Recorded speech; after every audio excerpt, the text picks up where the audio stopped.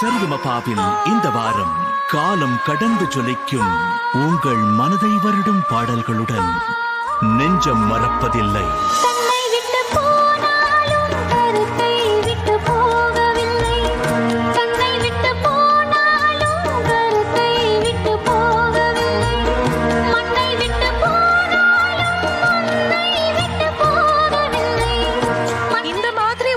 Live version of மன்னவனே அழலாமா நான் இதுவரைக்கும் கேட்டதில்ல.